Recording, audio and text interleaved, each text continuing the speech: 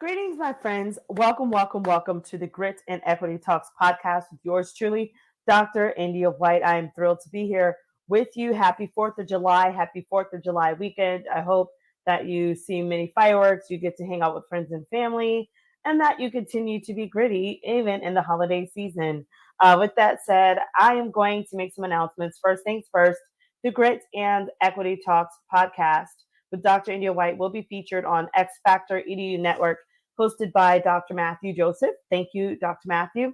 Go there when you get a chance. Please, please check out the X Factor EDU network with Dr. Matthew Joseph and see all of the different podcasts that are there, and just have your opportunity to learn from so many experts. You can also find this Spotify or this podcast on Spotify. You can also find it on my main social media outlets as well, including social media. Speaking of that, you can follow me on social media. I welcome you to it. Currently, my Facebook handle is Miss India White. LinkedIn is The India White. You can definitely reach out to me there if you're wanting more opportunities for me to, either speak for your people or, do some type of event that you have coming up. Also, Twitter is Indie Speak and Teach. Instagram is Indie238. YouTube channel is India White 123, and TikTok is Dr. India White. So I'm looking forward for you guys to keep in touch, follow me, DM me, whatever. Let's make some things happen together. Also, some upcoming events. I will be meeting many of you pretty soon at the Camps Conference in Houston, in Texas. I'm excited to see you guys. Safe travels to everyone. I'm excited to be at NCSM to do some things there. I will see you there in September. I will be seeing you guys at NCTM. I'm welcome for hugs, selfies, welcome to hang out. Let's make it happen together. I'll also be seeing you guys at ICTM in October as a featured speaker. Thank you, Iowa, for that. I'll be in Ohio at the OCTM conference. I'll also be at the ATMNE conference, and I'll also be in South Carolina speaking for you there. So, and there are other ones coming up. If you're like, hey, I wonder if she's going to come here, I would love to join you. So don't feel shy. Send me an email at india.white.123@gmail.com, and let's get something scheduled. Now, I also want to encourage you guys to please check out my website, www.india-white.com, for books, blogs, and to schedule me for a speaking or coaching event. This is where many district leaders have been reaching out, many conference leaders have been reaching out to check out, some of the grit workbooks and things like that. Speaking of grit workbooks, I have a grit workbook for teachers right here. So you can find that on my website as well. And I also wanted to remind you guys, speaking of grit, I want to remind you of the Grit Mini Workshop with Grassroots Workshops. It's on the Grassroots Workshops website, so you can find it there. Thank you, Robert, and the team for that. And with that said, I want to go ahead and start talking to you guys about grit today, and how can you make grit work for you as a leader. Even in this season, we've crossed over into a new month. Yay. We're thankful. And sometimes it's like, well, I already have a lot going on, but maybe you feel like you want to take it to the next level. You want to branch out and do some other things. I want to encourage you to go beyond any anxieties that you have or any fears and just make it happen. I also want to encourage you to pursue your own destiny and pursue your purpose in life, so that you're not frustrated with trying to either outpace someone or put a stain on someone else that has, walked into their work and they're doing a great job. And I think that that's like a healthy energy that we can focus on. I really am under the impression that if we just do what's right and we operate in a good spirit and a good heart, not out of, spite, anger, jealousies, and all the, ugly green-eyed monsters that are out there, that things will line up for us. And so with that said, let's talk about how do we make grit work for us as a leader. I want to talk about grit and resilience today. I was able to find some pretty cool things for us. So I'm going to talk about some things. First things first here, I found this really cool article, and it's talking about 5 ways that we can develop a growth mindset using grit and resilience. Okay, so this is really going to break it down. And so here we go. It says, when was the last time you showed resilience, right? That that ability to not give up in the face of adversity. It says, how about grit? And some people are like, oh, you don't need grit. Grit's not a big deal. Nobody has grit, or some people don't have grit. I beg to differ. We all have grit, and it's a trait that we all can develop over time. Like, building muscles. We all have muscles. Some people are bodybuilders. Other people are working on, getting closer to their BMIs, right? So listen, it says, it has been several years since Angela Duckworth's TED Talk catapulted these two traits in our everyday vernacular, and still more since the dawn of Carol Dweck's fixed versus growth mindset research, right? What have we learned? When we demonstrate grit or are described as gritty, it is because we have had the resilience to push ourselves over, through, around, and sometimes over obstacles. Let's repeat that. So it says, when we demonstrate grit or are described as gritty, it is because we had the resilience to push ourselves over, through, and around, and sometimes under obstacles. How do people learn to do this? Are people born with grit? So they broke this down. So according to the research from Duckworth, Peterson, Matthews, and Kelly, grit is it's a question of nature and nurture, not one or the other. People develop and it says for people to develop grit, they have to cultivate a growth mindset. Huge. See, the thing about it is grit in itself, like, it's a wonderful entity that we all embrace. The difference between grit and just a growth mindset is grit puts growth mindset on wheels. It helps it to be activated. So it's not enough just to say, oh, I want to be gritty. I want to do this. I want to accomplish this. You have to put an action plan to it, and then you have to make it happen. You have to execute. And then to continue to make progress and move forward, that's where your grit kicks in, because you're going to have adversity. You're going to have obstacles in your way, but grit is the thing that really seals the deal for you. So with that said, let's keep moving. And so now this article that was talking to us about that, it talks about they have some resilience exercises that you can download for free. Hey, I might check that out. And then it's talking about all these different things. So the growth mindset explained. So Carol Dweck, she's known for this.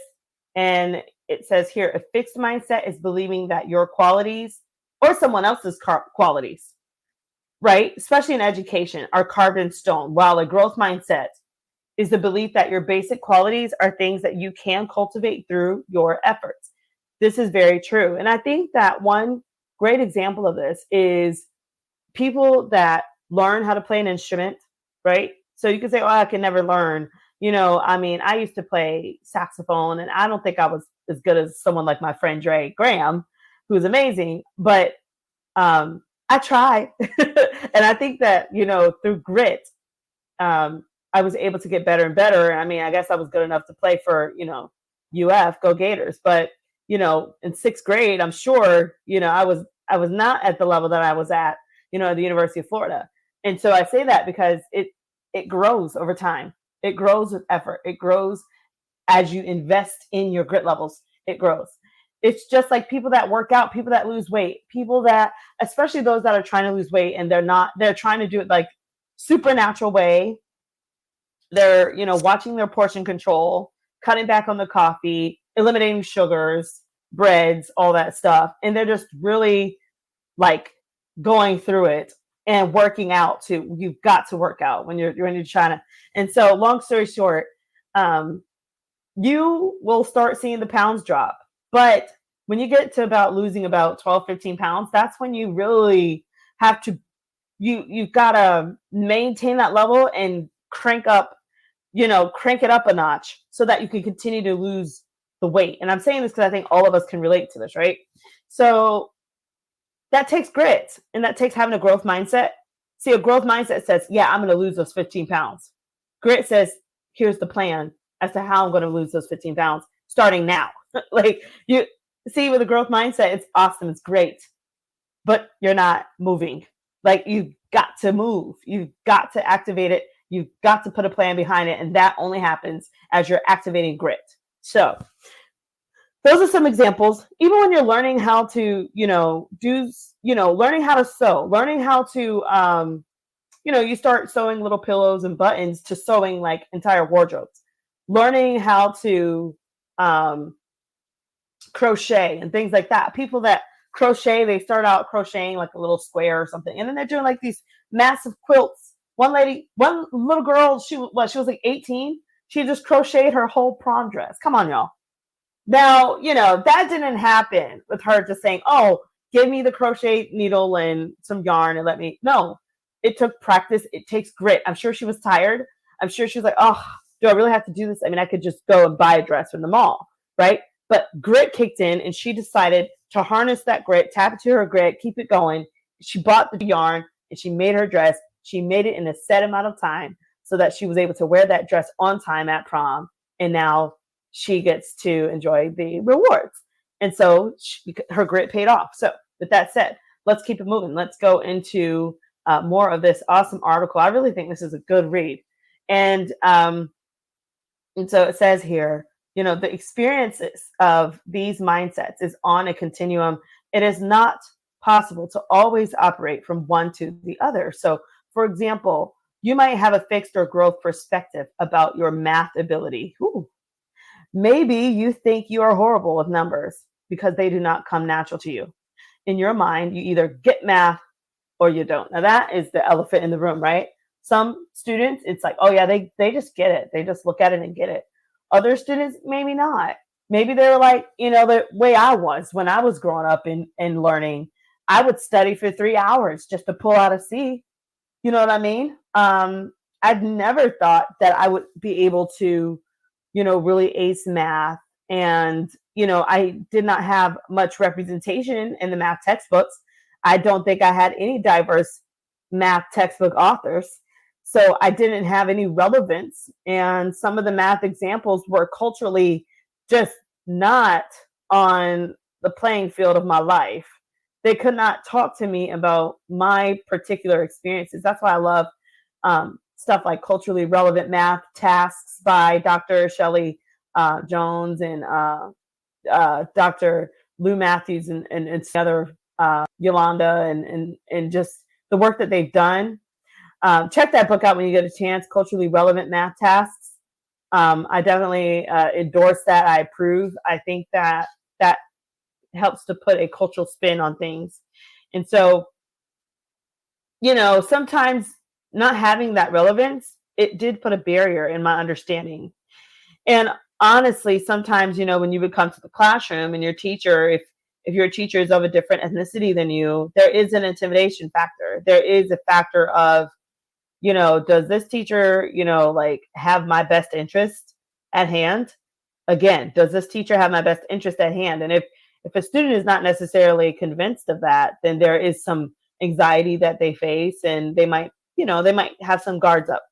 And so I think that having various culturally relevant math tasks is a way to kind of bring those guards down and to convince students, hey, we are interested in you and your culture. We're interested in your math ability. And maybe we can use these math tasks as a way to, be an icebreaker, to open up conversation and to really understand, your thought processes when it comes down to how you're relating to the math. So it's really neat. And so with that said, let's go back into this article and what they were talking to us about. So students either get math or they don't. And then it says, in another area of your life, you'll feel confident in your public speaking ability. Hey, sometimes I feel confident, but sometimes I still get super butterflies, believe it or not. I know I've been on so many stages, but it still feels like I'm speaking for the first time. Anyway, and then it says, so you seek out opportunities to do that more. You believe it's a skill that develops with practice. Each time you do it and receive feedback, you'll learn, right, how to get better. This motivates you to continue. And then it says, it is easy to understand how a fixed mindset could hold a person back. In our math ability example, that person might avoid seeking jobs that involve math, right? Or if they're in the teaching space, they might teach only like the simpler maths because they don't want to dive into the IB pre-calculus world, for example. And it says others believe that, it's mutable. And then it says here in an article for Harvard Business Review, Dweck in 2016, she pointed out that there were three areas of confusion.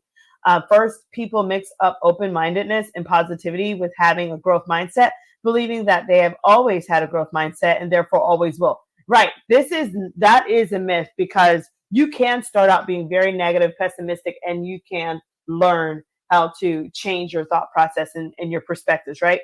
Then she says here, second, some people believe that praising and rewarding effort is all that matters. Her research demonstrated that acknowledging the process, right, is critical, as is the learning of the progress that led to the process. That's very critical there, very, very key component. And so it says, finally, some people think that if they talk about a growth mindset or put up posters about it, that is all that's needed. No, you've got to walk those kids through it. Anyway, without doing any work to create a growth mindset, culture, or environment, those posters are just paper on a wall. And that's why you need my Grit workbook to help you with that process and other resources as such. Now, it talks about here, people who consistently develop and maintain a growth mindset share the following characteristics. They embrace challenges, right? They persist, one of my favorite words, persist in the face of setbacks. They see the effort as a path to mastery. They learn from criticism. They find lessons and inspiration in the success of others. Excellent. And then it says it's not enough to shift our mindset. We also need a healthy dose of grit and resilience to achieve short and long-term goals. So what are grit and resilience? Favorite words. I just love these words. And so it says, in 2006, an aspiring PhD candidate, I wonder if they finished.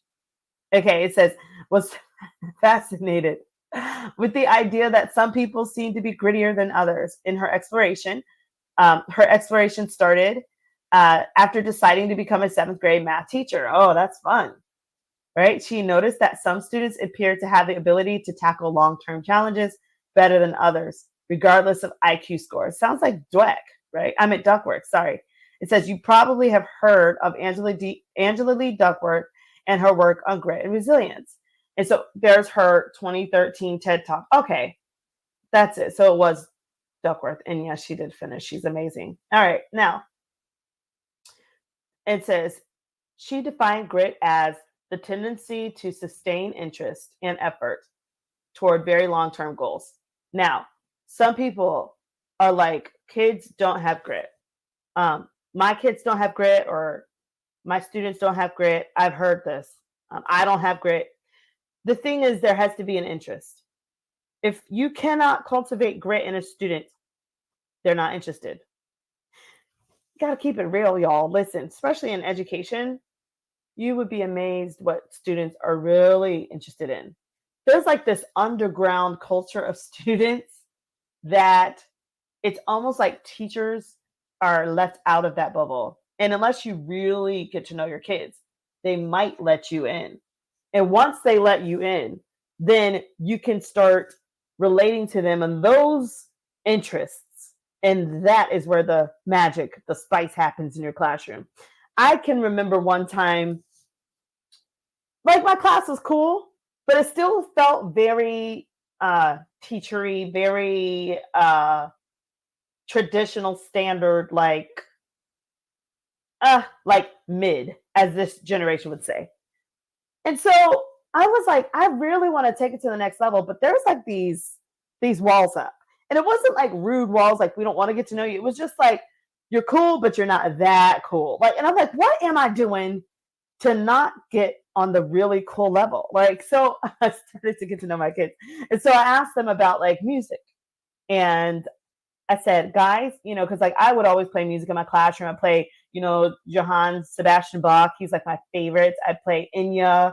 I would play, sometimes we break it down to Michael Jackson. We'd take it to just whatever they wanted to play, as long as it was above board. And I loved playing music because I know that music is definitely like a way for students to learn. It's a way to help students to connect to the material.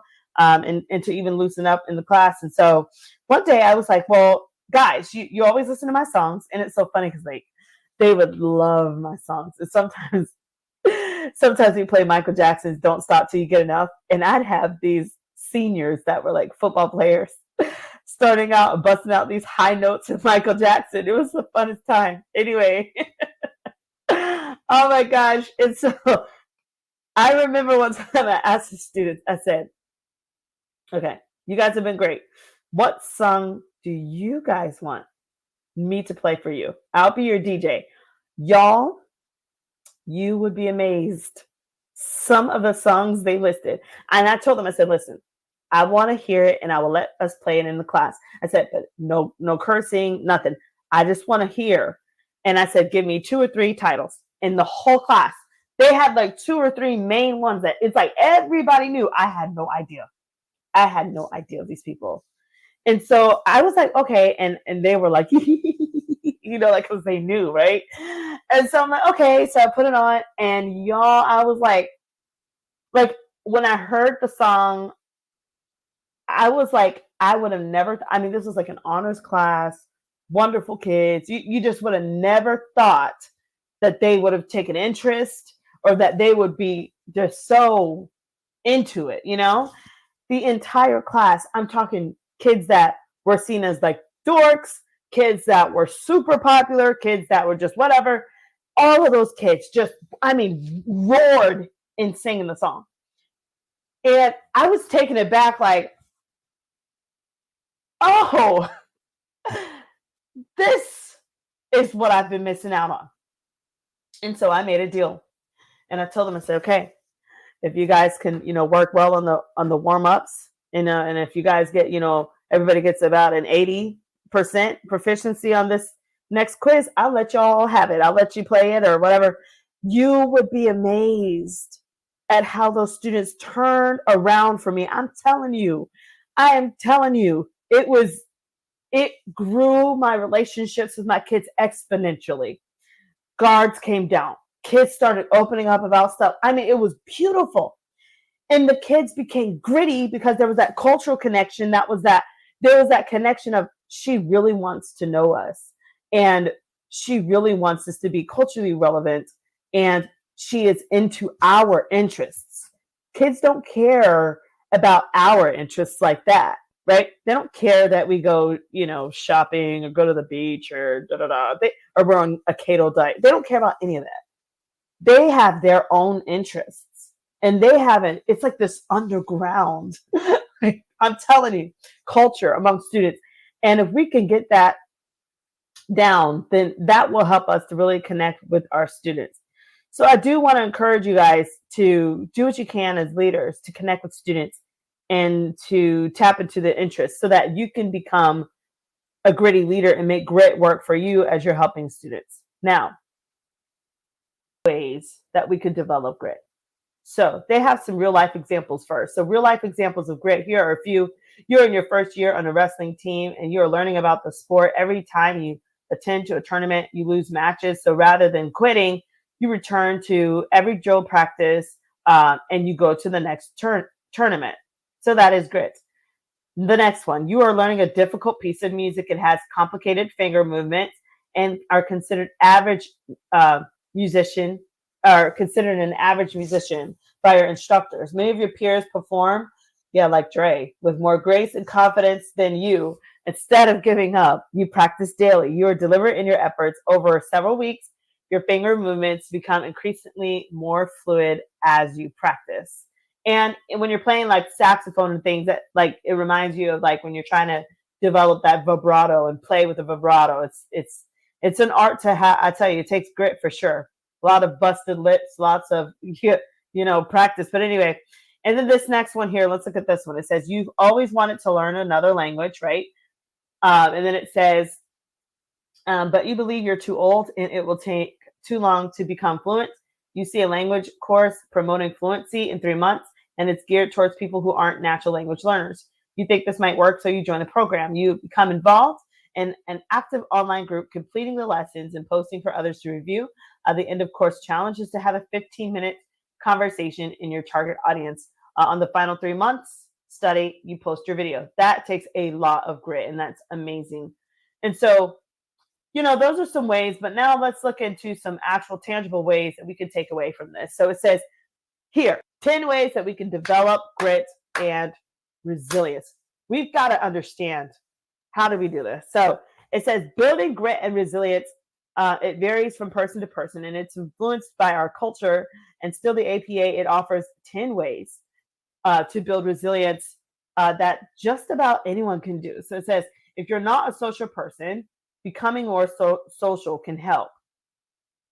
Okay. So purposefully connecting with others, right?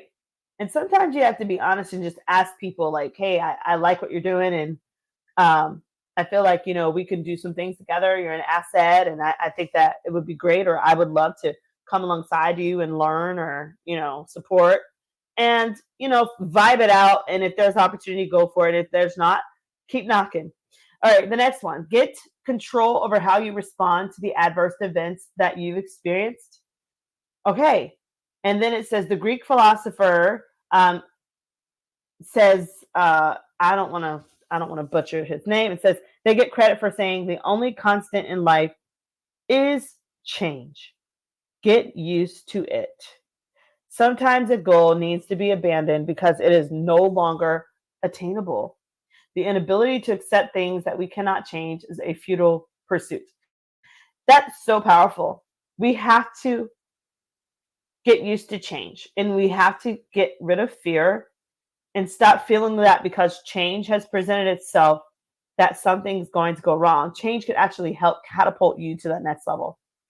And then it says, apply the Kaizen principle to your goals. Start with the absolute smallest component that relates to the larger long-term goal. As Walt Disney famously said, we keep moving forward. I love that. Opening new doors and doing new things because we're curious, and curiosity keeps leading us down new paths. Excellent. And then commit to making decisions when you find yourself in a tough situation. No room for wishy-washy actions. Right. Just do it. Let's go down here. Practice optimism. This is not a denial of the bad. It's an acknowledgement of the good and what is possible in your life. And then practice self-compassion. Get some exercise, learn something new, and spend time laughing. That's powerful. So then they have some grit building activities, and then it talks about here some things that you can do for emphasizing grit for students. So when you're talking to students, tell them these things. Mistakes happen, but there are temporary opportunities for which we can learn and grow. Look, it says problem solving can be facilitated by breaking the problem down into simpler, more manageable parts and understanding where students may have control over the problem.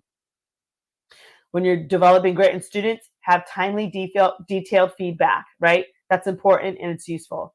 Questions, they encourage self-reflection. Make sure that you're uplifting. If you cannot uplift, then don't say anything. And then it says create goals that are just outside of reach. And then repeatedly practice the skill that students want to improve. So that's some stuff there. And then I'm going to leave this article with one quote.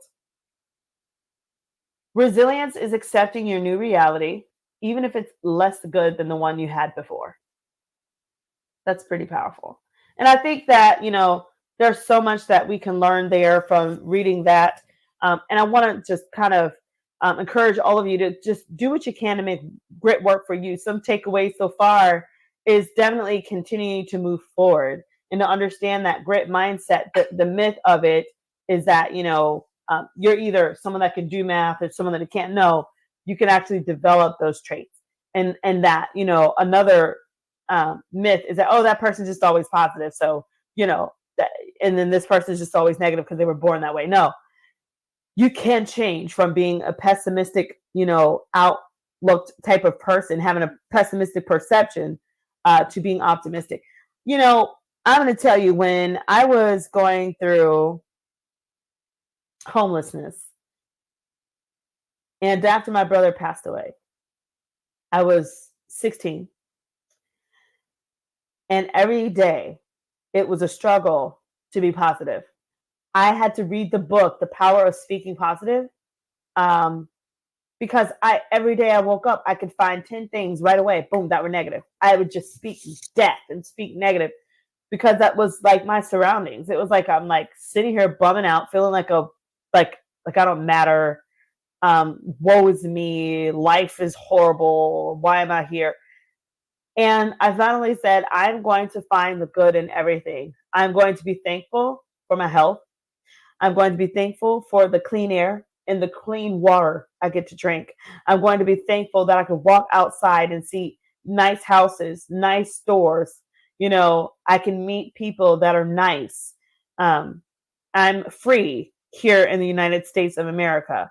I had to intentionally find things, even the simplest thing. I don't care if it's just looking at the sky and saying, I can see a cloud or I can see something, like just being grateful.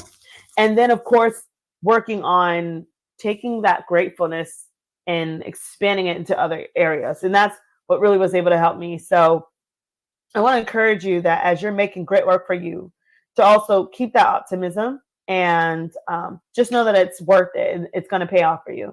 Now, I want to show you, I want to end with this really cool video that really talks about grit and how all successful people are big dreamers. They imagine what their future could be, ideal in every respect, and they work every day toward their distant vision, that goal or purpose. Brian Tracy. Oftentimes, success is not about how smart you are or what resources you have. It's about your ability to work hard and overcome obstacles. Everyone experiences difficulties and challenges. It's an essential part of the progression of life. Developing the ability to overcome obstacles is one of the most important skills you can have. It enables you to use all of your other strengths and abilities to their fullest. Facing and overcoming adversity over and over teaches you how to develop grit, which is the tenacity to persevere no matter. Wow, look at this. Facing and overcoming adversity over and over teaches you how to develop grit, which is the tenacity to persevere no matter what. And that's what it's all about, folks. We've got to get that in the mindset of students and in ourselves as leaders. How are you as a leader overcoming adversity over and over and having that tenacity to persevere no matter what? Take grit. Remember, great resilience in time. Take it, persevere no matter what. You matter. Your purpose matters. So go make it happen. Let's keep looking. No matter what. The more times you persevere, the more it eventually just becomes part of your character. Powerful. Instead of getting discouraged or giving up the next time you hit a roadblock, apply the following 4-part formula for how to develop the grit you need to overcome anything that stands in your way. Number 1, go after your interests. First, make sure your goals align with the things you're actually interested in. Give yourself permission to chase your passions and what makes you happiest. This is powerful because your interest is what really is going to stimulate that passion. And that's what's going to help you to persevere and then eventually persist towards the end of your goals. Life is most fulfilling when you enjoy the journey and not just the end goal. When you choose to do something you enjoy, you'll be more motivated to accomplish the steps required to achieve your goals. You'll be more productive, find creative ways to solve problems, and not see your job as just a list of tasks to check off. Pursuing what you love allows you to feel more fulfilled, and you'll inspire others to go after their interests as well. You're also much more likely to succeed because you want to actually be where you're pushing yourself to go. Number 2, redefine failure. Instead of seeing mistakes, setbacks, or poor decisions as failures, learn to find the lessons and opportunities in each of these moments. Remember that difficulties come not to obstruct, but to instruct. Powerful. Difficulties come not to obstruct, but to instruct. You're going to learn something from it. Let's jump to the next one. Number 3, celebrate small victories. Yes. You also need to acknowledge all of your wins, big or small. All of your victories bring you one step closer to achieving success, and it's important to celebrate them. This could mean treating yourself to something you enjoy or simply checking a completed step off your list. Create small measurable goals so you'll have more victories to celebrate. Celebrating your successes makes you happy, proves to you that you're making progress, motivates you to continue on, and builds your confidence. It reminds you that you're not waiting for someday to be happy and feel accomplished. And finally, number 4, focus on the bigger picture. Yes. Keep track of where you're headed and remind yourself of where you want to end up. That's so powerful. Because sometimes you feel stuck in a rut, you feel like you're not making progress or it doesn't matter. But like he said, focus on the big picture. You're part of a bigger outcome of something. Your ability to You know? set goals and to make plans for their accomplishment is the master skill of success. Be clear about your goals, but be flexible about the process of achieving them. Keep an open mind to changes and improvements, and be willing to accept feedback from your environment. Continue working hard, because the obstacles you face are temporary. You will overcome them and succeed. So I think that was a very nice video by Brian Tracy on how to develop grit for us. And I hope that you're able to take that and apply it some way in your life. I wish all of you the best. I wish that all of us can win. Remember, focus on your destiny and your purpose. You do not have to be, a part of a negative competition, or you don't have to partake in envy or jealousy to win. You could win by just being you and being gritty. So with that said, I wish you the best as you are making grit work for you as a leader. Please keep in touch with me. Check out my website at www.india-white.com for books, blogs, and to schedule me for your next speaking or coaching event. You can follow me on Facebook at Miss India White. LinkedIn is The India White. Twitter is Indie Speak and Teach. Instagram is Indie238. YouTube, India White 123. And TikTok is Dr. India White. I will see many of you at these upcoming events. I'll see you at camp, I think next week, in CSM. I'll be seeing you guys there. Seeing at NCTM. We'll be at ICTM in Iowa. We'll be at OCTM in Ohio. We'll be at ATM and E, and we'll be in South Carolina and beyond. So more to come on those. Please check out this podcast and others on the X Factor EDU network with Dr. Matthew Joseph, and check it out on Spotify. Also check out the Grit Mini Workshop. Run it by your principals, teachers, run it by your groups, and see how you can get that in the hands of other educators and leaders. It's the Grit Mini Workshop on how to harness grit to help students thrive. And with that said, guys, I appreciate this time with you. I hope that you enjoyed yourself on the Grit and Equity Talks podcast. Until next time,